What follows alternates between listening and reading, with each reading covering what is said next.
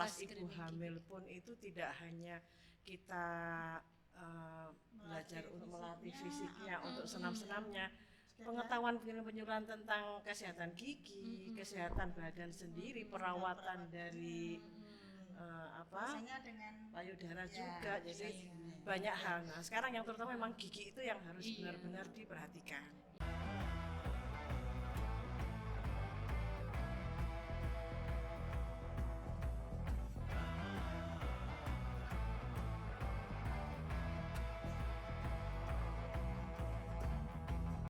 Hai Sobat Top Chair, jumpa lagi di sini Trosobo Podcast ceria, sehat, inovatif, dan solutif.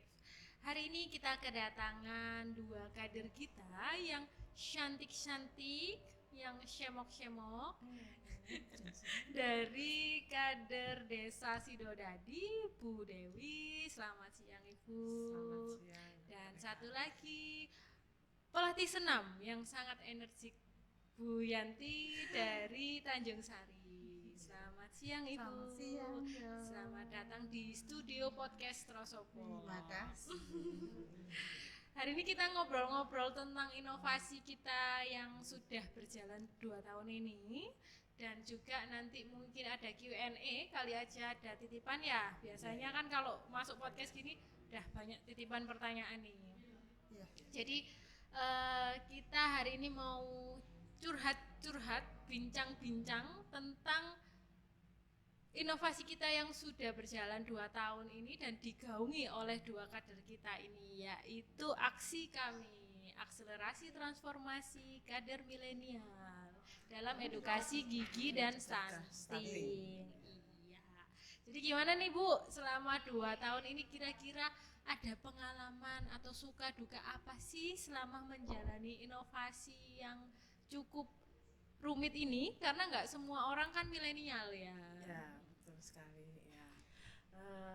Menurut pengalaman saya selama ini, ya susah-susah gampang. Susahnya gampangnya itu kalau gampangnya itu kalau diberitahu nurut, terus mengikuti perkembangan zaman si ibu hamilnya ini.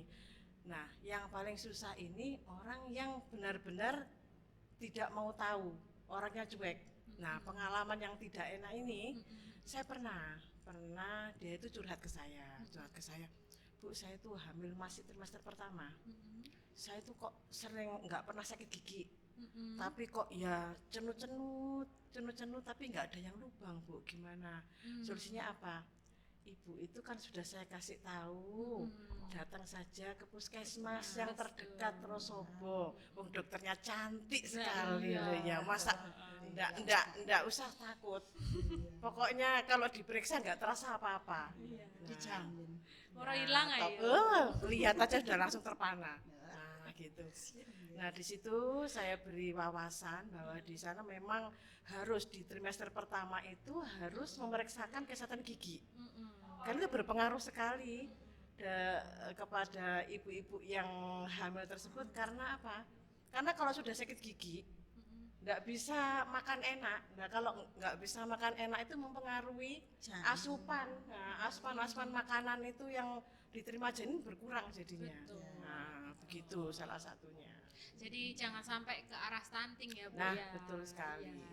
Jadi selain meningkatkan capaian K1 di program kita KIA, juga kita untuk mencegah stunting. Dimana kalau ibu hamil tuh selalu sakit gigi ya Bu. Nah, ya. betul ya. Makanya kita di program aksi kami ini kita galakkan dengan UKPM. Sengaja memang bukan saya saja yang turun ke lapangan, tapi ibu-ibu kader milenial saya ini juga turun ke lapangan, juga bertemu langsung ke masyarakat, screening, edukasi, kemudian sampai ngajak TikTokan ya, Ibu Yanti ya. Gimana Bu? Gini, bila ibu melakukan pencabutan gigi kepada ibu hamil itu sebaiknya pada usia ibu hamil itu berapa bulan? Apa bisa dijelaskan gitu? Oh ya, oke. Saya akan jelaskan ya, mumpung ini lagi di podcast. Biasanya ini pertanyaan yang banyak sekali muncul juga di poli gigi, di posyandu, setiap saya kunjungan tuh pasti pertanyaannya, saya ini lagi hamil, lagi sakit gigi, bisa nggak dicabut gitu ya biasanya.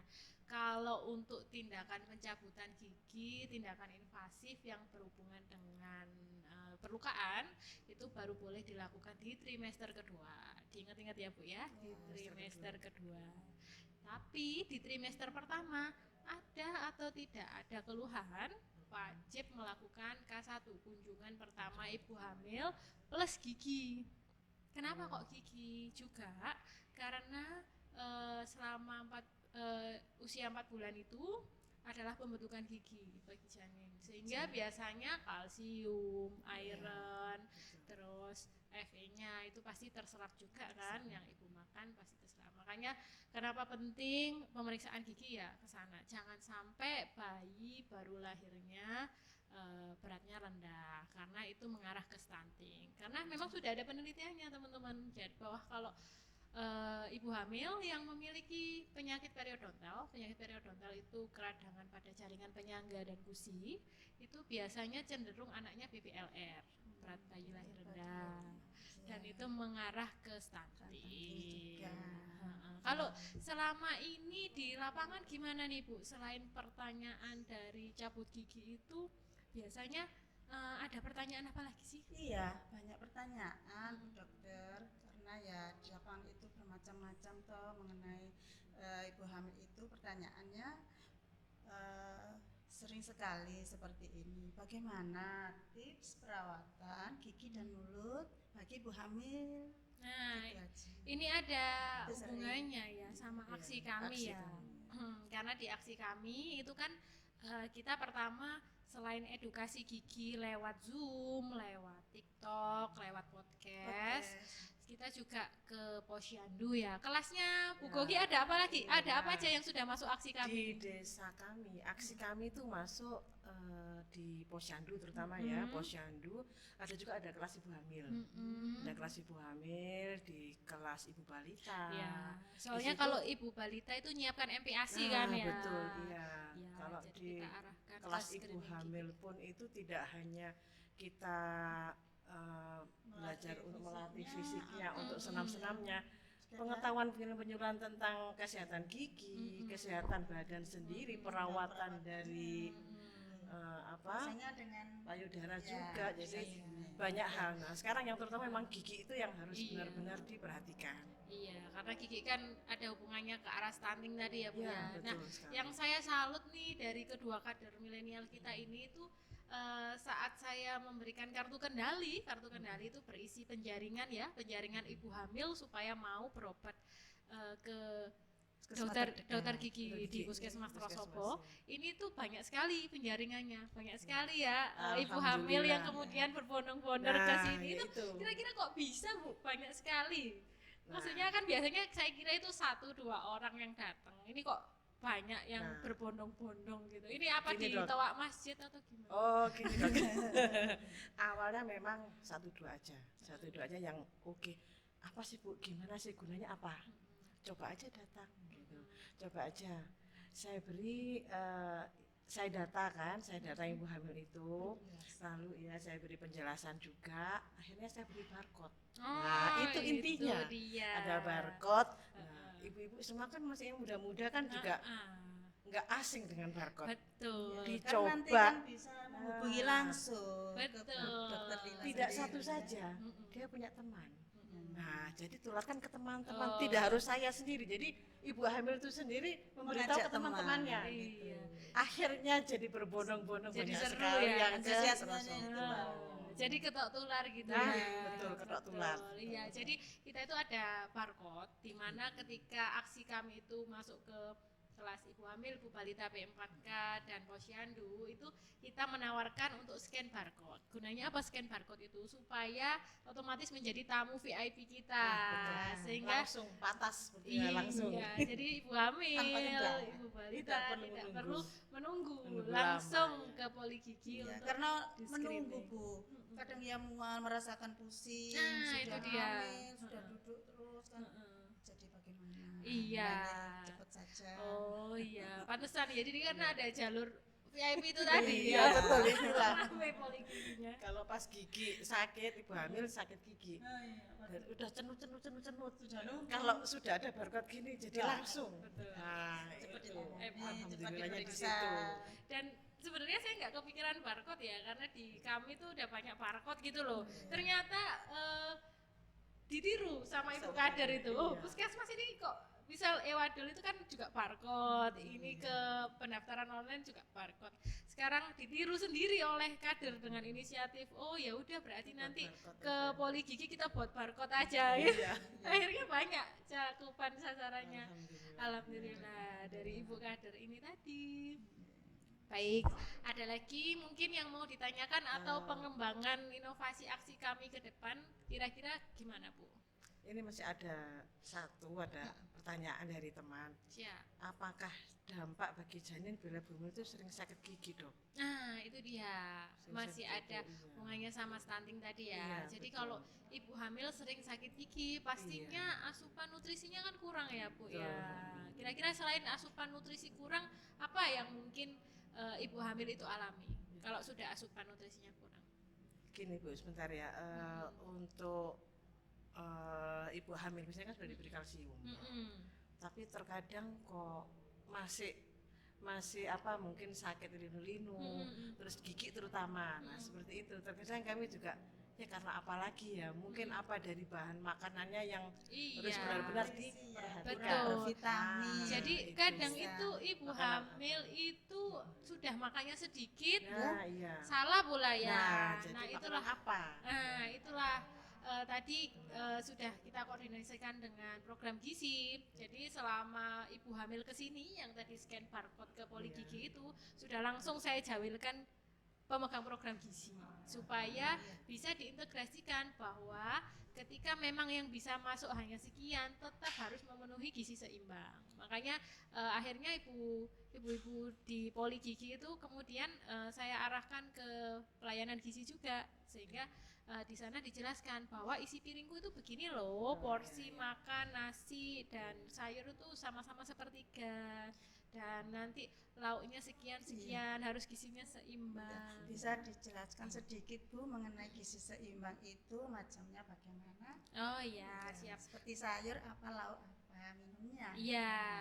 Ya, kebalik loh. Saya yang harusnya. Wah, ini sedikit saya bisa bantu Yang ya, bisa bahwa coba.